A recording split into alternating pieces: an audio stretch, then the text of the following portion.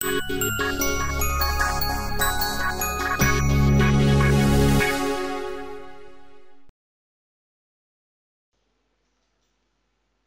bah écoutez, merci Barbara. Donc, je me présente, je me prénomme Guillaume Glaise, ce qui n'est pas le nom et le prénom le plus simple qui soit. Donc vous avez l'orthographe en bas. J'ai la chance d'être le PDG d'une société qui édite une solution qui s'appelle EasyFlux. Donc je vous rassure, cette conférence n'est pas une conférence publicitaire pour vous vanter les mérites de ma solution. Je vais limiter au maximum ce genre de slide, mais vraiment une conférence qui a un but très pédagogique d'échanger avec vous sur les marketplaces et les places de marché. Je vais commencer par une question très bête. Qui dans les participants, donc nous sommes 16, n'a pas une idée très claire de ce qu'est une place de marché?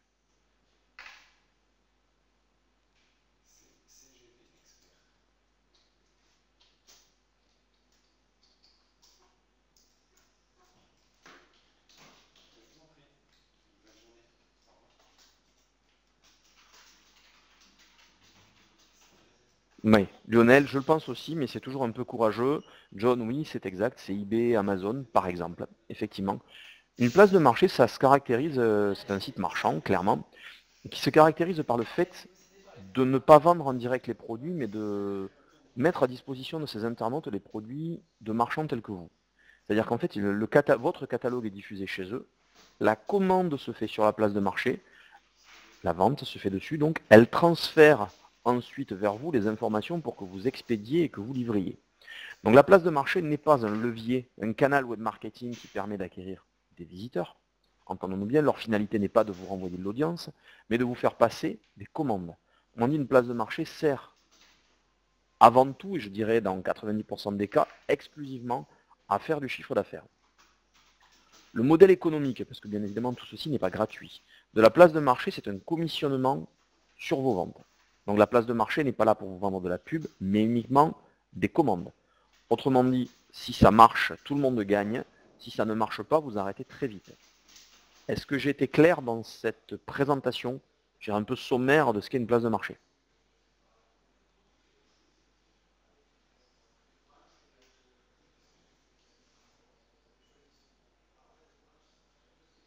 Très bien. Ok. Alors, par principe aussi, quand j'anime des webinars, principe de base, il n'y a pas de questions bêtes. Je peux m'arrêter à n'importe quel moment dans ma présentation pour vous répondre.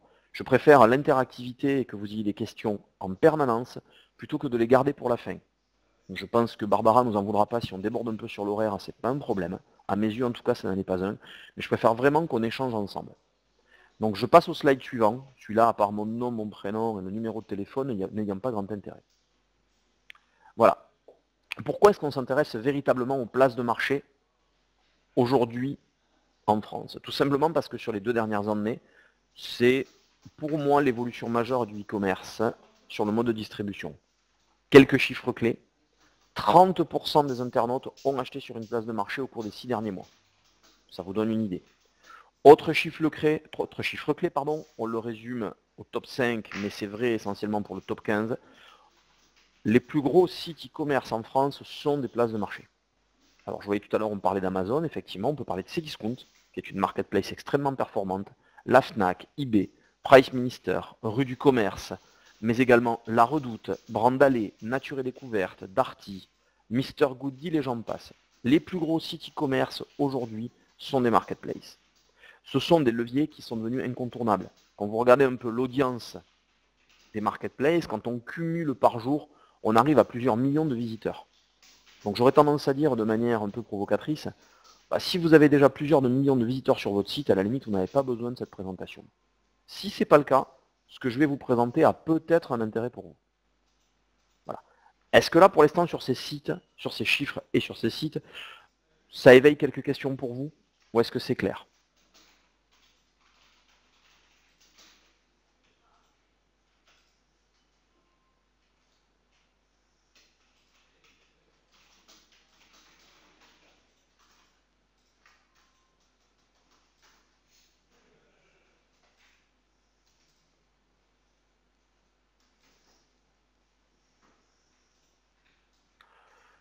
Oui, Patricia, c'est relatif eBay, 910 000 visiteurs par jour, c'est pas forcément trop petit non plus, il n'est que 4e. Voilà. Mais on constate effectivement, oui, une très grosse présence de Amazon et de Cdiscount, clairement. Après, ce classement évolue régulièrement, mais ça dépend aussi de l'investissement qu'ils font en budget, AdWords et autres. Ça peut varier d'un mois sur l'autre pour ces raisons-là, et de leur stratégie en référencement naturel. Cdiscount, par exemple, a beaucoup bougé. Je ne suis pas sûr que eBay était le premier, encore une fois, pas la première marketplace, hein, mais le premier dans les gros sites e-commerce. J'en suis pas convaincu. Par contre, soyez réalistes, hein, Amazon, eBay sont incontournables à l'international. Là, on n'est que sur la France. Alors, pourquoi va-t-on sur une place de marché? Le premier élément, c'est le trafic. C'est parce qu'elle a l'audience. Aujourd'hui, quand vous développez un magasin physique, entre un positionnement en centre commercial qui attire beaucoup de monde et un positionnement en cœur de ville, selon où vous êtes, c'est compliqué. Ben là, c'est pareil. Le trafic, c'est la notion essentielle. Aujourd'hui, vous le voyez sur vos sites, la clé, c'est l'audience. Eux ont l'audience. Et Dieu sait qu'elle sera complexe pour vous, marchands, externes, à conquérir. Les leviers SEO, AdWords et autres sont des leviers qui sont des leviers de temps et de patience. Deuxièmement, ben, elles ont une offre très très riche, ce qu'on appelle le mix produit, ce qui fait qu'aujourd'hui, ben, l'internaute aime bien aller dans un endroit où il trouve tout. Principe, j'y reviendrai souvent, du centre commercial. Troisième élément, ben, le paiement, c'est-à-dire que c'est bête, je donne un élément tout bête, mais aujourd'hui, pour vous en tant que e-commerçant, quand une transaction, quand une commande vous arrive d'une marketplace, elle est sûre. Il n'y a pas de risque de fraude. Il n'y a pas de taux de commission pris par la banque à différents niveaux. Il n'y a pas les 3,5% d'un PayPal, par exemple. Clairement, la transaction vous sera payée par virement par la marketplace. Elle est sûre. La marketplace a déjà filtré toutes les commandes frauduleuses. Vous n'avez pas à vous préoccuper. Quatrième élément, ce qu'on appelle le CRM, c'est-à-dire vraiment les outils de relation client. Ça veut dire tout simplement qu'aujourd'hui, vous pouvez, quand vous vendez sur Amazon, vous retrouver en vente suggérée dans le panier de quelqu'un qui n'aurait jamais songé à votre produit avant. Vous pouvez, quand vous êtes sur un La Redoute, par exemple, être le produit textile qu'on propose en additionnel. Ce sont des éléments sur lesquels la force des outils de ces grands sites nous servent pour faire des ventes en plus, puisque quelque part, on est rajouté au catalogue. Et le cinquième élément, c'est ce que j'ai dit tout à l'heure, c'est l'international. En quelques clics, vous pouvez facilement vendre au-delà des frontières. En quelques clics, un Amazon, un eBay permet d'aller vendre à l'étranger. Voilà, c'est aussi un des éléments. Alors, je reviens juste, je n'ai pas éludé la question. FEVAT 2012, ça date. Hein, parce qu'il y a eu des gros bouleversements, notamment dans les algorithmes de Google, et on considère qu'entre 2013 et 2015, il y a eu d'énormes changements au niveau justement des gros sites e-commerce, notamment des rachats et des stratégies assez différentes. Voilà. Est-ce que sur le slide que je viens de présenter là, vous avez des questions ?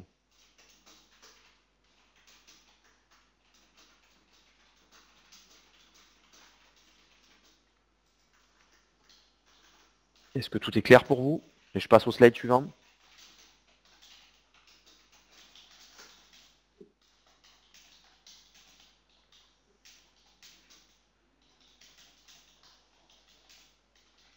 Ok, personne d'autre question?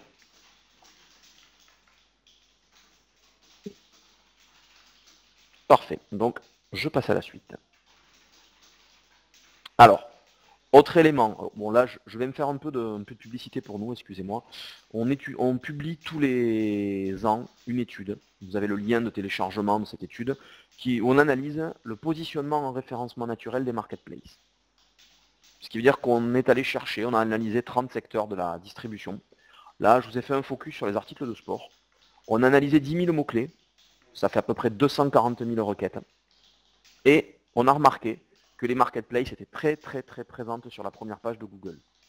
Notamment Cdiscount, qui est en train de truster énormément de première position, puisque Cdiscount apparaît 3356 fois en première page.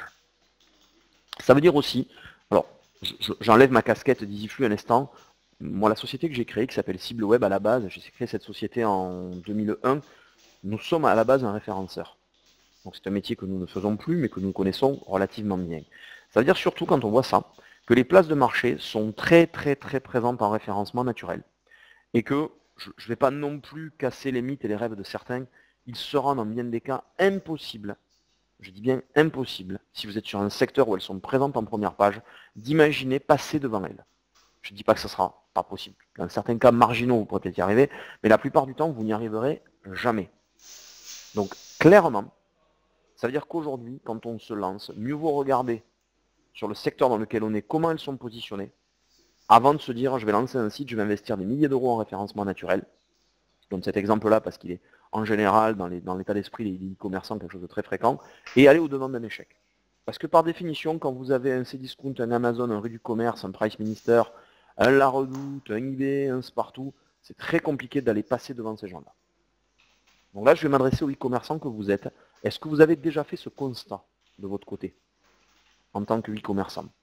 Que vous soyez les e-commerçants confirmés, débutants ou autres.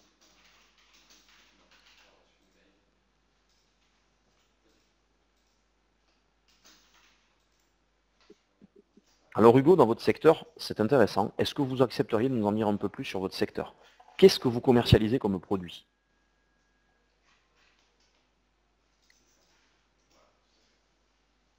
Alors dans la lingerie féminine, attention aux faux amis à ce niveau-là. Moi, ce que je peux proposer à chacun des participants que vous êtes, on a un petit, on accepte nous de faire gratuitement pour tous les gens qui nous sollicitent. Donc vous avez l'URL du site, vous avez sur le site EasyFlux, vous avez un espace de demande d'audit gratuit, Hugo. Vous n'hésitez pas, vous nous faites une demande d'audit et je crains que dans votre secteur, attention, c'est peut-être pas ces marketplaces-là qui remontent, mais prudence sur le monde de la lingerie. C'est un monde très concurrentiel. Pour avoir quelques clients dedans, attention. Voilà. Autant si c'est de la marque propre, c'est une chose. Si vous êtes un distributeur de marques déjà existantes, prudence à ce niveau-là. Très difficile de se battre contre les gros. Alors clairement, je vais être très honnête avec vous, le pot de terre contre le pot de fer, ça ne marche que dans les livres. Il ne faut pas se battre contre les gros. Dans la distribution, c'est pas comme ça. Il vaut mieux aller les utiliser, mettre vos produits chez eux. C'est sûr que dans les matelas, c'est évident, c'est ce qu'il faut faire. Utiliser ce levier-là pour générer de l'argent, et après utiliser d'autres leviers différents pour créer votre trafic naturel. Mais ça prendra du temps, c'est-à-dire que l'erreur stratégique qu'on commet souvent, c'est de se dire on se lance, on se bat en référencement naturel, c'est un combat, en référencement naturel, et des fois on découvre a posteriori que les marketplaces sont présentes. Moi, ce que je recommande à mes clients, c'est d'abord aller sur les marketplaces, et ensuite, à ce niveau-là. Ça dépend quoi en bricolage, hein. Vous prenez une marketplace comme monéchelle.com, vous prenez un Cdiscount, pareil, hein, je vous garantis que moi j'ai des volumes de chiffre d'affaires de plusieurs millions chez des clients faits dessus. Donc attention voilà, aux analyses que vous faites là-dessus. J'insiste bien là-dessus. Nous, gratuitement, on est prêt à échanger avec chacun d'entre vous pour faire l'étude. Et si l'étude démontre qu'il ne faut pas aller sur les marketplaces parce qu'elles ne sont pas présentes dans votre secteur, foncez sur le référencement naturel. Voilà, je ne suis pas là pour vous dire dans tous les cas, il faut y aller tout le temps. Rappelez-vous que le titre de la conférence, c'est Miroir aux alouettes, ouvrez opportunité. C'est-à-dire qu'on voit les deux. Il y a des cas de figure où c'est un bid. Peut-être que dans votre cas, sur la rénovation, ça peut être le cas, effectivement. Sur le bricolage pur, le produit simple de bricolage, je vous confirme que c'est vraiment très très porteur. Voilà. Juste pour donner aussi un panel, parce que de temps en temps on oublie un peu de quoi on parle en France, voilà un panel qui je pense n'est pas complet, je le dis honnêtement, de ce qui existe comme marketplace en France. Pour vous faire un exemple, ça fait 2-3 ans que je fais des webinars, il y a 3 ans j'aurais mis 5 logos. Je pense qu'à la fin de l'année je serai bon pour en mettre une centaine. Il y a un vrai phénomène, franco-français d'ailleurs, de développement des marketplaces dans tous les sens.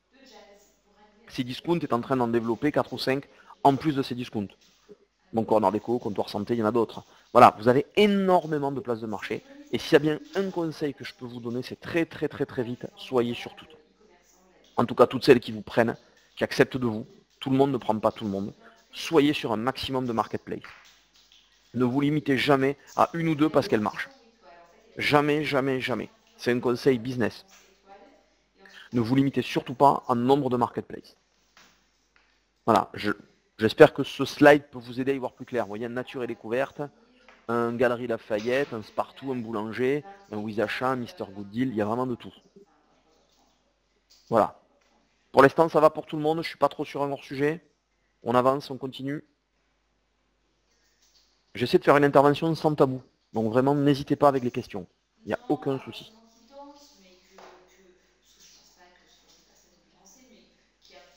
Merci John, ça fait plaisir. Mais c'est surtout voilà, pour que les gens échangent. Vous avez peut-être des expériences qui vont à l'encontre de mon propos, ça ne me dérange pas de les entendre. On est vraiment là pour échanger.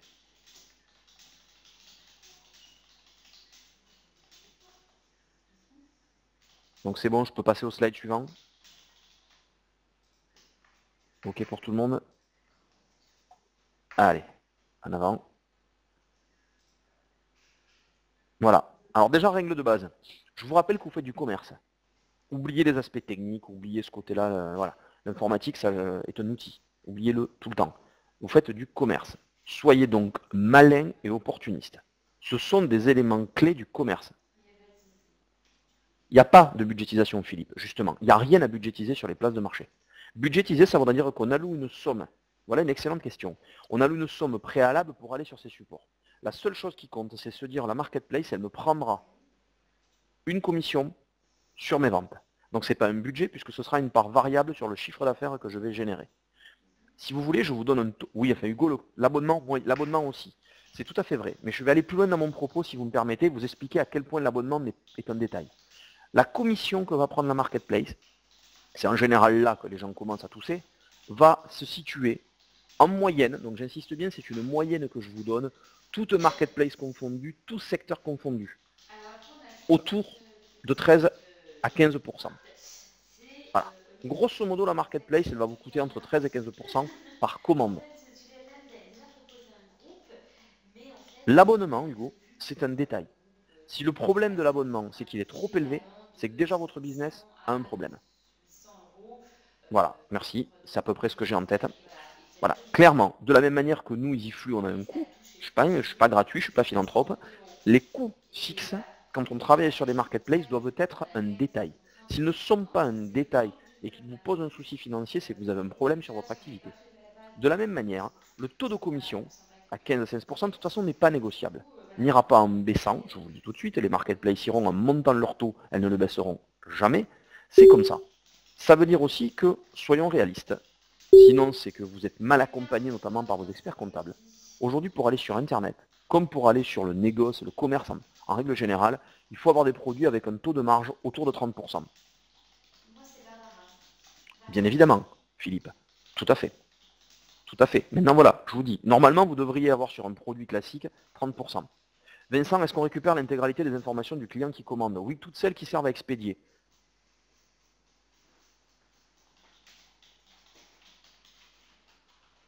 10% d'une commande TTC avec port donne 50% d'une marge de 30%. Oui, c'est pour ça que je disais 15 tout à l'heure. On est dans les clous, effectivement, oui, ça vous prendra ça. Non, l'email perso du client, pas toujours. Le client ne vous appartiendra pas, il appartiendra à la marketplace. Vous n'avez pas le droit de le réexploiter par le biais d'un email ou ce genre de choses. Ça fait aussi partie des éléments que je dois vous indiquer, soyons clairs. Alors, Faudemer, ça dépend. Des fois, vous avez l'email perso, ça dépend des marketplaces. Les moins structurés, on va dire, les petites dernières qui se lancent, vous le donnent. Les Amazon, eBay et compagnie ne le donnent pas. L'erreur à commettre, c'est de rajouter ses clients dans votre newsletter. Par contre, vous êtes des commerçants, vous êtes malins. Vous mettez dans la commande, dans le flyer, ce genre de choses.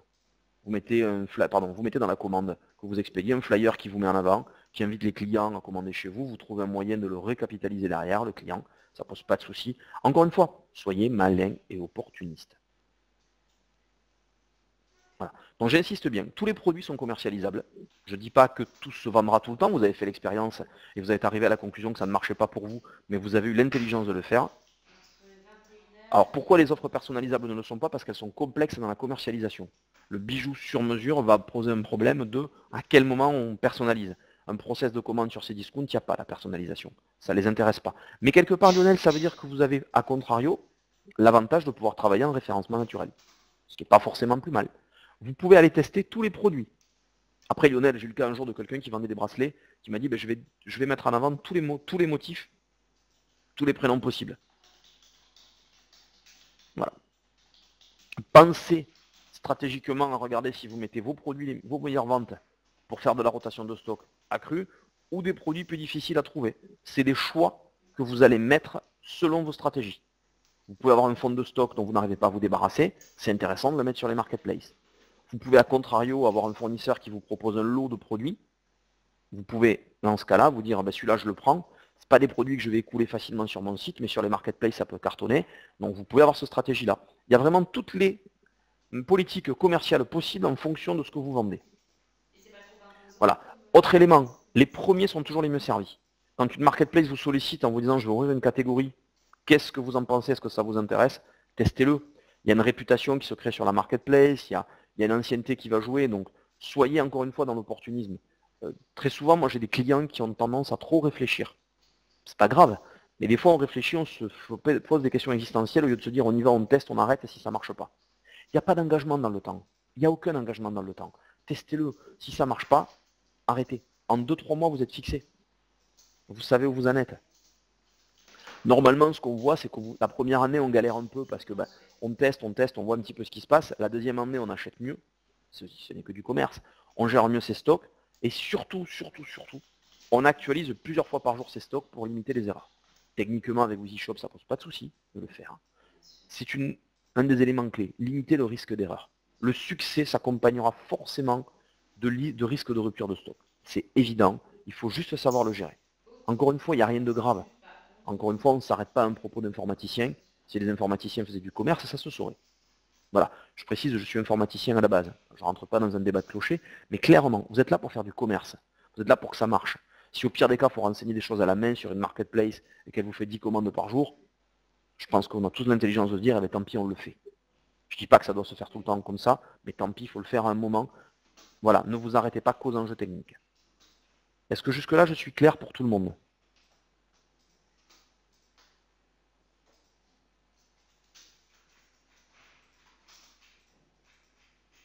C'est bon, pas de souci? Allez, je continue un petit peu dans ma prose. Vous voyez ce que j'ai fait là sur la présentation, c'est exactement ce qu'il ne faut pas faire. Un slide avec beaucoup de texte, mais c'était difficile de le résumer autrement. Voilà.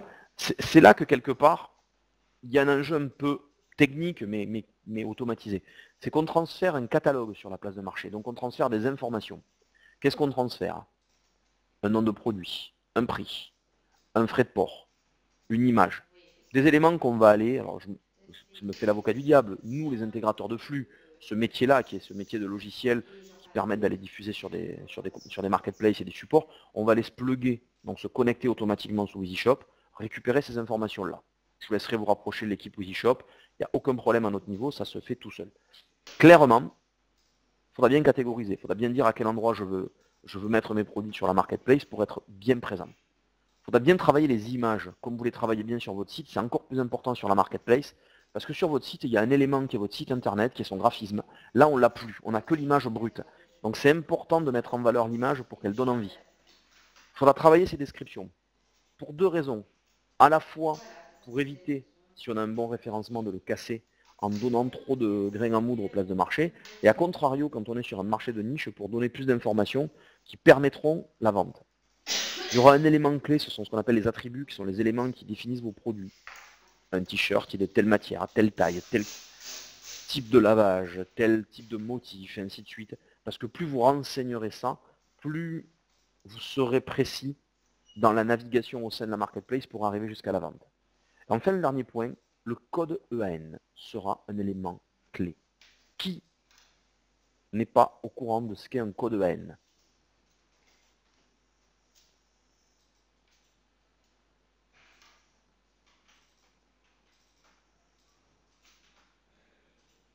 Merci Philippe. En général, merci Lionel, c'est en général le sujet sur lequel on bute.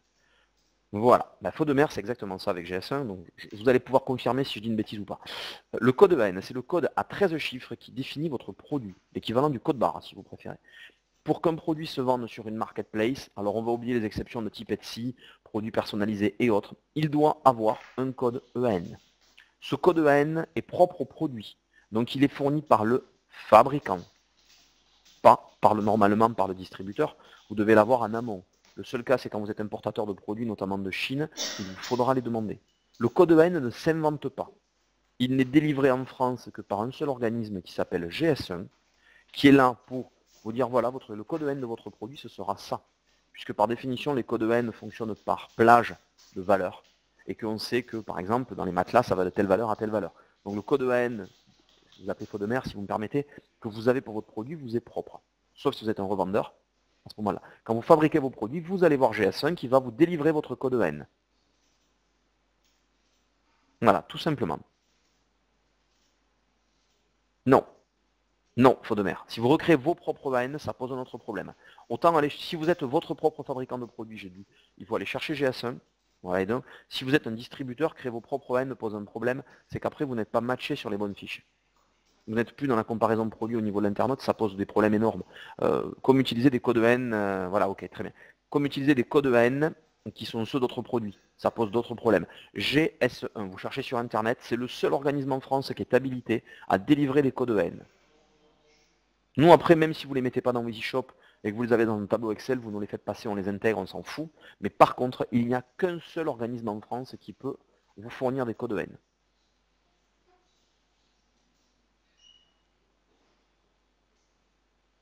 Voilà. Alors, je ne sais pas ce qu'il en est pour les autres pays que la France. Par contre, sur la vente en France, c'est une obligation. Le code EAN, c'est l'équivalent du code barre. Pour ceux qui travaillent avec la grande distribution, on va retrouver le même principe. Voilà. Pareil, est-ce que là, tout le monde est au clair avec ce que je viens de dire ou de présenter?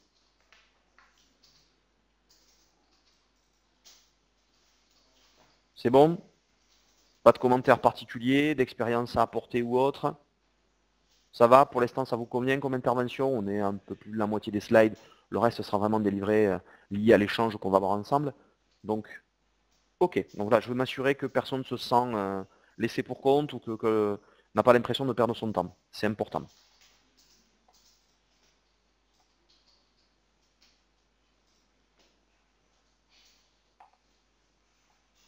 Alors, ah oui, mais eBay va l'imposer, Cdiscount va l'imposer, la Redoute va l'imposer, Google Shopping va l'imposer. De toute façon, l'EAN sera indispensable. Donc ne vous l'aurez pas, il n'y a pas de j'y vais pas parce que voilà, il y a des trucs sur lesquels on ne discute pas. Il faut les EAN, point. Vous vendez sur des marketplaces, ça demande du professionnalisme. C'est un point, c'est tout. C'est comme ça qu'on nettoiera tous les vendeurs de mauvaise qualité qu'on peut rencontrer sur ce genre de site. Voilà. Des points importants, de base à réfléchir. Vous avez un site e-commerce qui tourne déjà, mettez peut-être des lots plutôt que votre offre de départ. J'explique par là. Vous avez un site qui tourne, vous vendez bien vos produits. Si vous mettez ces mêmes produits sur les marketplaces, il faut bien mesurer le risque que la vente ne se fasse plus chez vous, mais sur la marketplace, donc risque d'attrition client et de perte de marge. Donc il faut savoir ce qu'on fait. Par contre, si vous tournez comme un avion en tant que site internet, vos fournisseurs vous sollicitent souvent pour vous proposer des lots. Je reprends l'exemple de la lingerie, c'est un marché souvent où il y a des lots. Ben là, typiquement, le lot va faire sens pour la marketplace. A contrario, la Redoute aime les collections, pas les lots. Un eBay, un Price Minister, un Cdiscount, un Amazon se régale avec des lots de produits sur lesquels vous avez un cycle de rotation court. Vous faites vite de la trésor et vous renouvelez l'opération. C'est un levier de discount très intéressant. Ne communiquez que sur des produits en stock. J'aurais même tendance à dire, si vous reste un seul produit en stock, c'est dangereux de le mettre sur les marketplaces. Certaines marketplaces ne veulent pas quand il y a moins de 5 produits en stock. Pour une raison toute bête. Produit en stock, rupture de commande, pénalisation, mauvaise note. Et là, risque global, ça peut être carrément la marketplace qui vous dégage. Donc attention. Attention, attention, attention à ce niveau-là, de bien communiquer avec les bons produits. J'insiste, c'est super important de ne pas faire n'importe quoi à ce niveau-là. Voilà. Tester les marchés de niche. Des fois, on se pose la question, est-ce que mon business sur Internet, il est viable ou pas? Est-ce que ce produit-là, je pourrais le vendre ou pas? On a des EasyShop des moyens de faire des choses très intéressantes. L'intérêt des marketplaces, c'est que de suite, vous diffusez vos produits devant le plus grand monde. Je vais répondre à la question de DTCM juste ensuite, oui. Clairement, le marché de la motoneige au Gabon est très faible, voire inexistant. Ce que je veux dire par là, c'est que des fois, des mauvaises idées, on en a tous. Là, l'intérêt, c'est que vous la testez vite. Vous voyez de suite ce que ça donne. Si ça marche, vous le savez de suite. Si vous vous plantez, vous le savez de suite. J'estime qu'en 3 mois, on peut savoir si c'est porteur ou pas. Et en 3 mois, on peut vous dire allez-y ou pas. Pour ce qui est du dropshipping, beaucoup de marketplaces, de toute façon, refusent les marchands qui font du dropshipping. Par définition, le problème du dropshipper, c'est qu'en plus, vous, en tant que marge, vous margez quasiment plus. Et que oui, effectivement, c'est très dangereux par rapport aux notions de stock. Après, je vous le dis, il y a une grande mode aujourd'hui à faire du dropshipping. Moi, j'ai carrément des clients qui prennent EasyFlux pour qu'on alimente les sites, même pas pour qu'on exporte vers les marketplaces. Le problème, c'est que sur le dropshipping, il vous faut des volumes de catalogue très conséquents et que la valeur ajoutée est très faible. Quelle est la valeur ajoutée d'un dropshipper aujourd'hui en tant que marchand? Il n'a pas l'expertise produit. Si vous réfléchissez, Vous êtes un dropshipper pour une marketplace. C'est vous qui expédiez et elle vous passe la commande. C'est exactement pareil. C'est exactement la même chose. La cascade n'a aucun intérêt puisque quelque part en termes de marge, c'est très faible. Vous n'amenez pas de valeur ajoutée. Le marchand qui ne fait que du dropshipping, s'il a son offre propre et qu'il fait du dropshipping en plus, c'est très bien. S'il ne fait que ça, ça veut dire que quelque part, il est remplaçable par n'importe quel autre. Donc en tant que pur e-commerçant, effectivement, oui, sur les marketplaces, galère. Mais par contre, si vous voulez vous augmenter votre catalogue, le dropshipping est une bonne solution. Il n'y a aucun débat là-dessus. Par définition aussi, marketplace égale traitement réactif de la commande. Soyons clairs, l'internaute qui a commandé sur une marketplace est particulièrement pénible, il ne vous connaît pas, il n'a aucune empathie avec vous, il n'a pas vos coordonnées, il ne sait même pas qu'il a commandé chez vous. Ça veut donc dire que dans votre journée d'e-commerçant, le conseil que je peux vous donner, c'est de traiter la commande marketplace en priorité. Vous savez que par exemple, la commande marketplace, vous avez 10 commandes, vous n'avez que 5 produits en stock, vous avez 10 commandes qui arrivent, 5 des marketplaces, 5 de votre site. Expédiez d'abord les commandes marketplace, ça évite le risque de dépénalisation, de déréférencement et autres. Pour les autres, vous avez les coordonnées complètes des clients, ils ont commandé chez vous. Appelez-les, échangez, vous avez une vraie relation de marchand avec vos clients et trouvez-leur des solutions. Le client marketplace, c'est le même que le client grande surface. On ne trouve pas des solutions, on s'en débarrasse vite, on le prend pour ce qu'il est, quelqu'un qui a commandé un produit, point. Voilà. Pour revenir aux commentaires de DTCM, oui, ça augmente le trafic si vous faites bien votre référencement naturel, clairement. Ça peut être un levier qui peut être intéressant. Effectivement, c'est vrai. Je suis d'accord avec vous. Vous pouvez l'utiliser aussi, le dropshipping, pour de l'achat de clics sur des comparateurs, sur plein de choses. Pour les marketplaces, moi je ne le recommande pas. Voilà.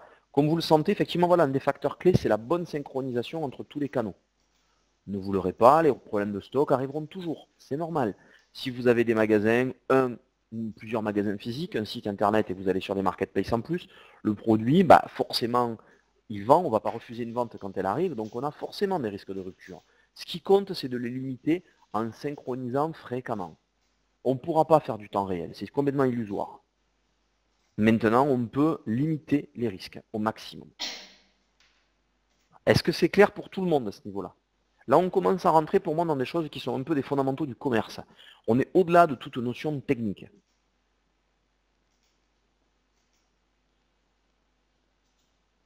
Voilà. Je pense que peut-être que j'enfonce une porte ouverte, je l'espère aussi.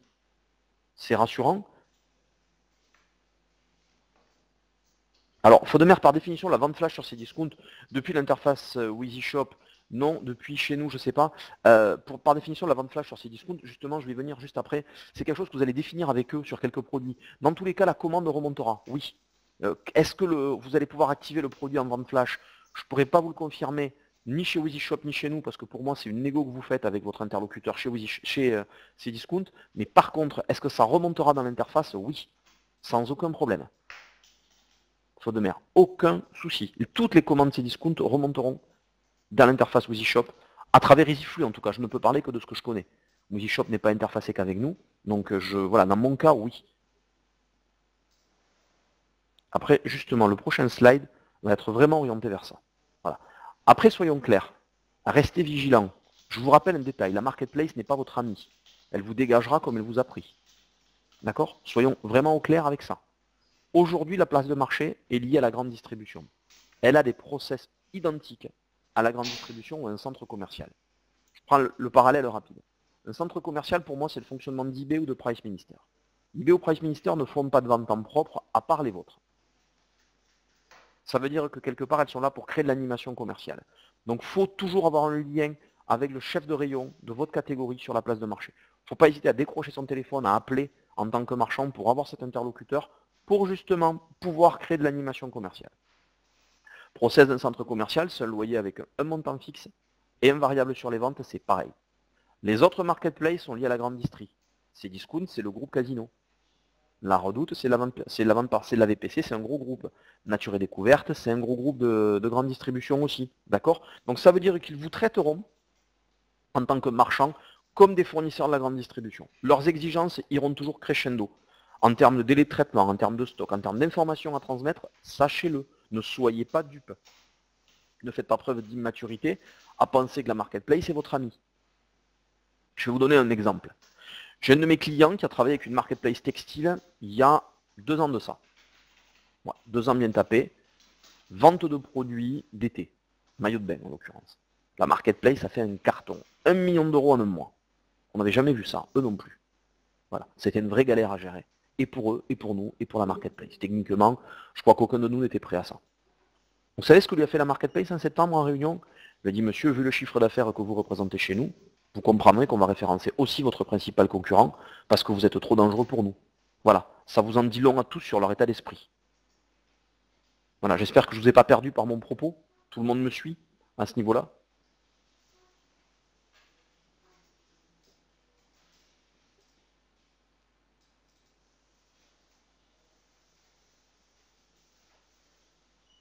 Voilà, donc ça veut dire que de fait, ça doit vous mettre dans la situation, oui c'est Philippe, mais c'est pire que ce qu'on pense, ça doit vous mettre dans la situation où, quelque part, vous devez, dès qu'une marketplace cartonne, en mettre d'autres. Ne vous limitez pas en nombre. Si demain, vous pouvez être sur 100 marketplaces différentes, faites-le. Techniquement, on centralisera tout, mais faites-le. Si demain, il vous faut embaucher une personne juste pour appeler tous les matins les marketplaces en leur disant mon produit, c'est un carton, c'est une tuerie, je suis prêt à péter le prix chez vous pour que vous le mettiez en valeur, faites-le. Je vais vous donner un exemple trivial. 2007, la préhistoire pour vous tous. Une de mes clientes, nous on n'avait même pas développé EasyFlux, rien, qui vend des produits textiles sur son site. Le site a une audience sympathique, à l'époque elle fait 80 000 visiteurs par mois. Le site est fermé depuis, pour plein de raisons. Elle achète une palette de costumes. Costume prix public, 2500 €. Prix vendu sur le site, 400. Super affaire en termes de qualité et tout, mais moi j'en ai acheté. Elle en vend 50 en une semaine sur son site. Honnêtement, 2007, 50 costumes en une semaine, plutôt pas mal. On a de quoi être fier de nous. Les leviers marketing classiques ont bien fonctionné. Elle est sollicitée par Price Minister. Elle est très opportuniste. Price Minister lui dit, voilà, est-ce que vous seriez d'accord pour mettre vos costumes sur notre site internet? Elle en a acheté 400, une palette. Elle en a vendu 50, il en reste donc 350. Les 350 costumes sont partis en moins d'une semaine.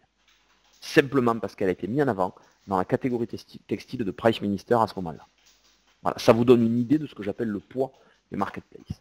Ça veut dire qu'il faut, j'insiste bien là-dessus, c'est souvent, moi, le reproche majeur que je fais à mes clients, c'est de dire, ok, techniquement, on a géré le truc. Vos produits y sont. Mais bon Dieu, une fois que les produits y sont, l'animation commerciale, savoir ce qui va se vendre, je ne peux pas le savoir à votre place, moi je n'en suis pas capable. Je suis capable de gérer la partie technique. Prenez-vous par la main, appelez les interlocuteurs que vous avez sur les marketplaces, bousculez-les pour justement mettre en avant. Les gens de chez Discount, c'est les habitués de ça. Rue du Commerce, pareil. Price Minister, idem. Amazon, idem. Et tous sont pareils. Faites-le. Faites-le, faites-le, faites-le. Vous verrez les résultats. Voilà. Après, effectivement, on va pas se voiler la face. Il y a quelques enjeux techniques qui sont essentiellement les stocks et la remontée des commandes. Parce que le problème, c'est quand on prend la marée, qu'on a un flux de commandes massif qui remonte, si on doit se les peler à la main quand elles arrivent et qu'il faut aller se connecter sur eBay, sur Price Minister, sur Amazon pour traiter les commandes, je reconnais volontiers que c'est absolument ingérable.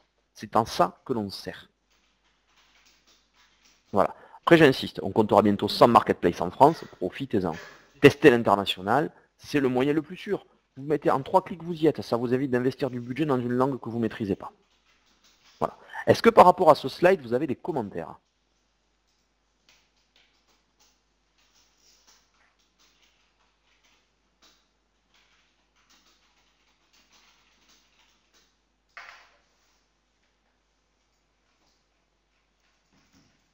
Est-ce que je vous ai endormi? Est-ce que je vous ai perdu?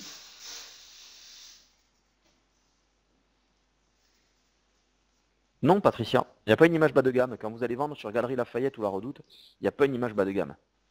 Après, il y a une image de grande distribution, Patricia. Donc forcément, c'est lié aussi à la grande distrie. On ne va pas se voiler la face. Je ne vous dirai pas forcément la même chose sur Cdiscount ou sur du commerce. Maintenant, Patricia, est-ce que vous êtes une marque ou un revendeur? Si vous êtes une marque, il y a des questions qui se posent. Si vous êtes un revendeur, il y en a d'autres. Moi, je travaille avec un groupe qui s'appelle le groupe Teddy Smith, donc qui fait les vêtements éponymes. Clairement, La Redoute, c'est une tuerie. En revendeur, vous ne posez pas de questions. C'est le problème de la marque, pas le vôtre. En revendeur, foncez. De toute façon, si la marque y vend direct, vous allez vous retrouver piégé. Donc il vaut mieux que vous y alliez avant elle. Vous vendez quoi comme produit, Patricia? Il n'y a pas un listing de toutes les marketplaces. Ça n'existe pas. Malheureusement, ça n'existe pas, je le déplore, mais moi j'essaie de tenir à jour les fiches sur mon site. Sinon, demandez à mes équipes, si vous nous sollicitez, on essaiera de vous trouver un listing exhaustif de celles avec lesquelles on bosse. Il y en a des nouvelles tous les jours des TCM, c'est pour ça. Mode beauté, typiquement, mode beauté, on est quoi, cosmétique, on est si vous êtes sur un positionnement cosméto, textile, clairement, il n'y a pas trop de risques. Je vous dis franchement, testez la Redoute, Brandalais, Galerie Lafayette, vous verrez ce que c'est que des choses qui sont pas des marketplaces qui sont ultra sélectives. Ça aussi, il faut le savoir. Toutes les marketplaces ne prennent pas tout le monde. Sachez-le. L'exemple eBay qui prend tout le monde, Amazon ou Price Minister, n'est pas valable partout. Nature et Découverte prend les marchands qui l'intéressent. Vous, dans votre cas, Patricia, nous, on a la capacité de savoir si vous intéressez la Redoute. Encore une fois, il n'y a pas d'enjeu. Oui, Hugo, ils sont très sélectifs. On considère qu'ils prennent une demande sur 200. Voilà. Mais tous le sont. Toutes celles qui sont issues de la grande distribution, qui vous utilisent en complément de gamme, ne vont pas prendre tout le monde. C'est évident. On est encore une fois dans quelque chose où c'est un marché de dupes d'imaginer que, en tant que marchand, on intéresse tout le monde. Par contre, quand vous en trouvez avec lesquels ça avance bien, bah, faut le faire, il faut tenter le coup. Là où en général c'est dangereux, vous voyez, c'est les questionnements sur le côté cheap, le côté bas de gamme. J'aurais tendance à dire on perd trop de temps dans la réflexion avec ça, et des fois on rate des opportunités. On ne se rate pas, parce qu'on a toujours moyen de rattraper, mais on rate des opportunités, et le temps passe très vite en e-commerce. Mieux vaut y être, et après arrêter que de ne pas y être. Et oui, c'est bien tout l'enjeu, Patricia, c'est que justement, il n'y a pas que du eBay, du Amazon, ce genre de choses. Mais même eBay, Price Minister, quand vous voyez que vous pouvez personnaliser votre boutique à vos couleurs, à votre charte, c'est pas mal du tout. Bas de gamme, Hugo, oui, ça brasse 1,2 milliard d'euros, pas de dollars, mais clairement, bas de gamme sur le type de produit vendu. Ça n'a rien à voir avec le chiffre d'affaires. C'est le type de produit vendu. D'ailleurs, vous remarquerez que Cdiscount est en train d'avoir une stratégie de marque en ayant mon corner déco, le comptoir santé, il y en a d'autres en perspective, justement pour remonter un peu l'image cheap qu'ils peuvent avoir. Vous avez un article dans le journal du net à ce sujet la semaine dernière. Je passe au slide suivant, si vous m'y autorisez. Je vais commencer à me faire un peu de pub. J'espère que j'ai pas... Voilà, je pense que j'ai pas trop abusé jusque-là. Ouais, enfin Amazon après c'est autre chose, Amazon il y a un positionnement différent. J'insiste, Price Minister eBay, vous pouvez personnaliser à vos couleurs les boutiques aussi, hein. Il y a des choses à faire intelligentes là-dessus. À quoi on sert? Soyons clairs, on va se connecter chez vous et on diffusera tout sur les marketplaces avec lesquels vous voulez bosser, pour faire simple. Techniquement parlant avec WheezyShop, vous occupez de rien, on s'en occupe avec Wheezy. Nous on va récupérer votre catalogue et le diffuser. Je le diffuserai sur des marketplaces avec lesquels vous avez signé un contrat. Le contrat, c'est vous qui le signez avec les marketplaces. J'insiste bien là-dessus. Ça veut dire que si demain, pour une raison ou pour une autre, vous souhaitez nous quitter, pour aller bosser avec un de mes confrères, je ne suis pas le seul à faire ça, vous pouvez sans souci basculer d'un à l'autre. Moi, j'ai aucun problème avec ça. Ça marche aussi dans l'autre sens. Vous pouvez venir chez nous alors que vous travaillez avec un autre, peu importe. Le principe, il est là. On prend des éléments, on va les diffuser. L'objectif, c'est de vous amener un tableau de bord de gestion des marketplaces. Voilà. Est-ce que jusque-là, c'est clair? Je vais vous épargner les slides, les copies d'écran de mon interface, ce n'est pas le but de l'intervention, j'explique juste à quoi on sert. Voilà, pour faire simple sur le schéma, votre site internet il est schématisé par la caisse enregistreuse. On récupère les informations, on les diffuse, on récupère les commandes, on les réinjecte dans votre interface. Ce qui veut dire que la commande passée sur la Redoute, vous la retrouvez dans WheezyShop, et que quand vous l'expédiez depuis WheezyShop, moi j'informe la Redoute. Voilà, dans un monde idéal, il n'y a pas de bug, tout va bien et ça fonctionne. On brasse plusieurs centaines de milliers de commandes, il n'y a aucun souci à ce niveau-là. Vous pouvez également utiliser notre interface pour aller diffuser vos produits sur les comparateurs de prix, sur du Google Shopping et ce genre de choses. Voilà. Est-ce que là, tout le monde comprend bien à quoi ça sert?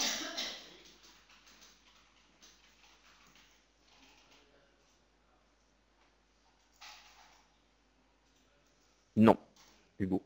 Il y a pas, je vais vous présenter le modèle économique ensuite. Il n'y a pas 1 euro sur les commandes. Je ne suis pas responsable, Hugo, de votre succès. C'est les produits que vous vendez qui le sont. Je n'amène pas autant de fonctions qu'un WheezyShop, donc je n'ai pas ce modèle économique-là. Je pense que le leur est très bon, moi je n'ai pas ce modèle économique-là, je fournis un outil. Je ne suis pas plus responsable du succès que de l'échec. Si vos produits ne se vendent pas, alors que moi mon outil technique est calé, c'est que c'est un problème de modèle économique. Si vos produits font un carton, je prenais les cas de mon client qui a fait 1 million d'euros, ça ne me regarde pas. Je ne suis pas responsable de son succès, autrement que sur la partie technique qui me concerne à ce niveau-là. D'accord. Alors en général, la question qui suit, c'est le combien ça coûte. On n'aime pas trop la poser sur les conférences, donc voilà, je vais vous indiquer combien on coûte. Ça, ce sera clair, tout le monde se fera une idée. Voilà. Parce que, bah, évidemment, on n'est pas dans un modèle de gratuité, je vous le dis tout de suite. Bon, je fais un peu, allez, je vais gérer un peu le suspense. Voilà, clairement, l'interface permet de sélectionner les produits que vous voulez diffuser par Marketplace, de modifier les informations par Marketplace, de mettre des règles en place de diffusion. Je diffuse pas tel ou tel produit sur telle ou telle période. Nous, notre objectif, c'est que vous puissiez diffuser partout. Une Marketplace qu'on ne fait pas aujourd'hui, que vous nous demandez, on fera notre possible pour l'intégrer au plus vite. Voilà. Next step, le prix. Notre prix est très simple. Nous démarrons à partir de 49 € par mois. 49 €, c'est ce que va payer un marchand qui a un catalogue de moins de 100 références. Voilà. Vous avez moins de 100 refs, EasyFlux vous coûtera 49 € par mois. Je me moque du chiffre d'affaires que vous ferez. Je me moque que du nombre de marketplaces que je vais gérer pour vous. Voilà, je ne peux pas être plus clair, je pense. Si votre catalogue fait jusqu'à 500 références, donc entre 100 et 500 références, EasyFlux vous coûtera 89 € par mois. Et si votre catalogue fait plus de 500 références et moins de 5000, ce qui est souvent la grande majorité, 5000 c'est du gros catalogue, EasyFlux vous coûtera 149 € par mois. Vous avez donc une interface, un support en ligne, téléphone, vous êtes formé, vous n'avez aucun engagement de durée avec nous, vous pouvez nous quitter quand vous voulez. Et l'interface vous permet de tout piloter. Si par contre vous n'arrivez pas à vous en sortir tout seul, nous pouvons, ce sont des offres additionnelles que vous prenez si vous le souhaitez, vous mettre à disposition des équipes complémentaires pour faire le job à votre place, pour faire de la recommandation à ce niveau-là. Pour 10 000, c'est simple, je vais faire un calcul tout bête, je dirais 200 €. Voilà. Puisqu'on a un surcoût de 25 € par tranche de 2500 produits supplémentaires. De tête, on doit être à... Ouais, voilà. Mon directeur commercial vous le dira mieux que moi, mais on doit être à 200 €. Voilà. Par contre, j'insiste bien, nombre de produits illimité ensuite. Nombre de supports de diffusion illimité, pardon. Voilà. Est-ce que ce modèle économique est clair pour tout le monde? Ou est-ce qu'il est sujet à question? En général, il y en a quelques-unes à ce niveau-là. Hugo, c'est bien ça, c'est-à-dire la question ou c'était un commentaire?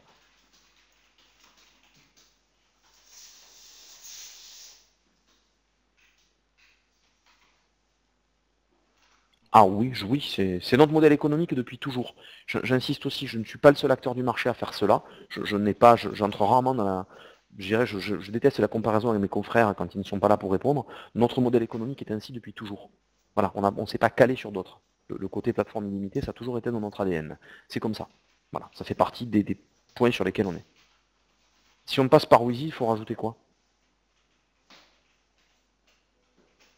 Non, il ne faut rien rajouter, vous avez même 2 mois gratuits pour tester.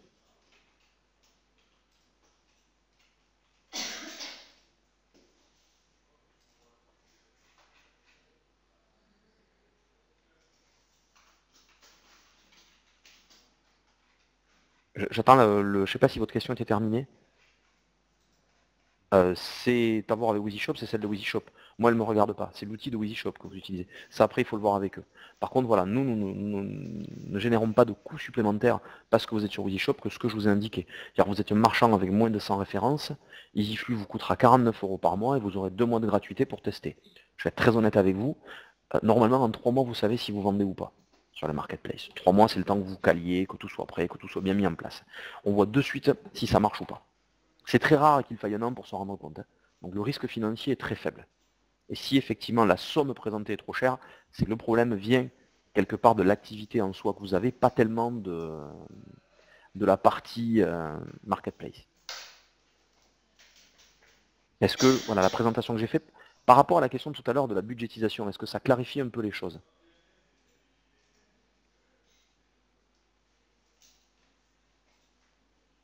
Est-ce qu'à vos yeux, il reste des éléments? Oui, bien sûr. Est-ce que je peux vous donner un prix sur les options d'accompagnement? Oui. Alors, la prestation d'accompagnement, vous pouvez par exemple avoir un chargé de compte qui est un account manager dédié qui va vous accompagner avec un point téléphonique régulier. Il vous coûtera 99 € par mois. Par exemple, lui va être là pour vous faire des recommandations stratégiques et pour vous aider à optimiser. Oui, Philippe, a priori, oui. Et vous pouvez après avoir ce qu'on appelle de l'optime chez nous, où on va démarrer, je crois que c'est 30 € sur un flux. Maintenant, l'optime, qui permet par exemple de catégoriser à votre place, de faire des choses, vous pouvez le prendre que sur un mois. Et à dire après, je reste sur l'abonnement de base. C'est très variable. Donc à partir de là, il suffit de contacter mes équipes. J'insiste bien, la meilleure chose à faire, c'est de faire un essai gratuit. Vous allez soit dans le bac EasyShop, vous faites une demande, je pense que Barbara pourra vous indiquer comment ça fonctionne, soit vous allez sur notre site, vous faites une demande en précisant que vous êtes sous EasyShop. Dans les deux cas, nous on vous rappelle et on fait une analyse. L'intérêt surtout, c'est qu'avant de bosser avec nous, on insiste bien, j'aimerais bien qu'il y ait, dans tous les cas, un diag fait de votre situation pour qu'on sache où on va. Il n'y a rien de pire que de penser que ça va marcher et de se planter, alors qu'on peut tout à fait éviter ça au départ. Voilà, mes équipes ne sont pas là pour vendre à tout craint, ça ne pose aucun problème. Je préfère qu'on vous accompagne tranquillement et sereinement. Voilà, vous avez parmi les marchands EasyShop un marchand qui s'appelle Lapinette GSM, Barbara, je m'autorise à le citer, qui fait plusieurs dizaines de milliers d'euros par mois sur les marketplaces. On est proche du million sur l'année. Je ne pense pas qu'il soit connecté avec nous. Voilà, on est sur un marchand qui a même fait la une des Échos, du Nouvel Obs, par Price Minister, et qui est un marchand EasyShop. Non, la boutique ne sera pas transférée. Le catalogue, oui. Le catalogue, oui, sans aucun problème. Alors, sont-ils aptes à améliorer notre positionnement? C'est-à-dire, Hugo, décrivez-moi votre... Oui, le catalogue, oui, sans aucun problème. Ouais. Ouais, aucun souci. Et nous, à partir de là, on filtrera chez nous ce que vous voulez diffuser ou pas. Vous pouvez me repréciser votre question, Hugo, s'il vous plaît? Le il, c'est mes équipes? Oui. Alors oui, forcément. Améliorer votre positionnement sur les marketplaces, oui. Après, j'insiste bien, je ne suis pas en capacité d'appeler à votre place ces discounts pour mettre en avant un produit sur, je dirais, une OP, un bon plan, un truc comme ça. Ça, j'estime que c'est votre savoir-faire de marchand. Vous aider à être mieux référencé, oui. Je suis en train de préparer quelques articles sur mon blog, sur la buy box d'Amazon, comment mieux remonter chez Amazon. Là, faut pas se leurrer, c'est pas l'intervention d'un tiers qui fait que vous remontez mieux, c'est le fait d'être expédié par Amazon, d'avoir du stock, des bons produits, des bonnes notations. Donc faut être un peu réaliste. Ils sont surtout là pour vous aider au maximum dans le temps que ça demande à ce niveau-là. Et j'insiste bien, il n'y a pas de piège, c'est-à-dire que ça peut s'arrêter quand on le souhaite. C'est vraiment l'enjeu à ce niveau-là. Oui, bien sûr. Tout à fait, Hugo. Tout à fait. Donc l'outil le permet, mais vous pouvez ne pas avoir le temps de le faire sur l'outil, on le fait pour vous. Voilà. C'est tout à fait ça. Mon objectif est quand même de vous transférer de la compétence. Hein. Notre finalité, c'est votre autonomie. Après, il faut que vous puissiez faire le choix de se dire, ok, je délègue ou pas, mais vous devez faire ce choix en connaissance de cause. Des fois, on ne délègue pas et qu'après, on est surpris. Des fois, à contrario, on part directement en délégation, après, on se dit, ah mais non, j'aurais pu le faire moi-même, pourquoi ils m'ont facturé?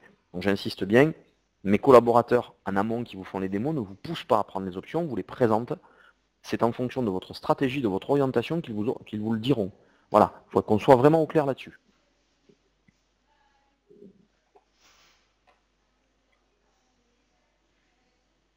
Alors vous appelez le standard, le numéro qui est là, absolument.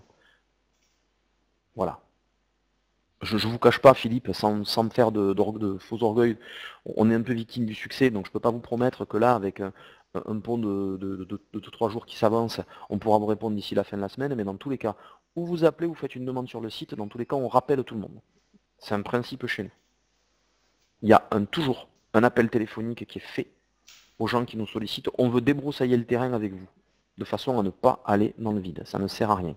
Être générateur d'un échec ne servira à rien, vous aurez une très mauvaise image de ce qu'on fait. Voilà. Je vous laisse aussi mes coordonnées, plus mon mail, ma ligne directe, je vous la mets pour le principe maintenant. Je ne vous cache pas que je suis difficilement joignable dans certains cas, je ne suis certainement pas le meilleur dans la société pour vous renseigner. Après, j'ai rien à cacher, donc s'il y a besoin, vous l'avez. Voilà. Si vous en avez un jour l'utilité, n'hésitez pas. Je n'ai pas. Voilà. Vous avez mon email aussi. Je vous invite aussi à aller lire notre blog. On est a priori les seuls à alimenter, voilà, de manière pas quotidienne, mais presque, une actu autour des marketplaces et des comparateurs. On essaye en tout cas de s'y tenir, justement, un peu dans l'esprit du blog EasyShop sur le e-commerce, pour amener des éléments qui permettent de voir où on va.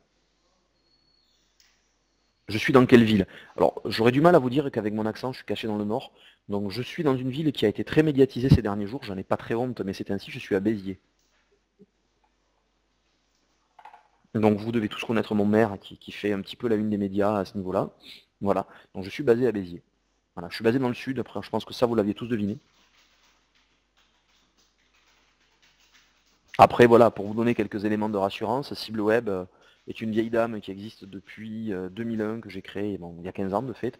Je dirais que je fais partie de ce qu'on peut appeler les vieux cons du web, moi, à force maintenant.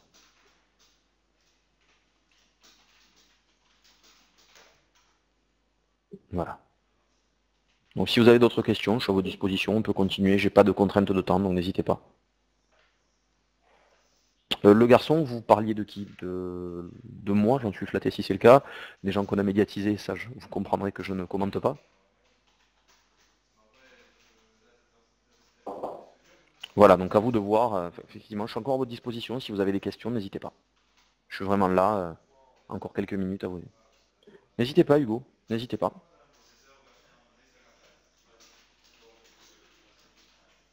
C'est normal.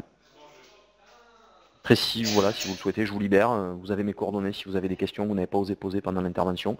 Je tenais à remercier Barbara et l'équipe de Wheezy Shop qui m'a accueilli aussi gentiment. Barbara, j'espère que c'était conforme à vos attentes au niveau de l'intervention.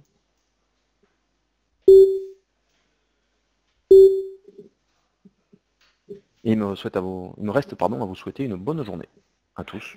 Et donc à vous dire à très bientôt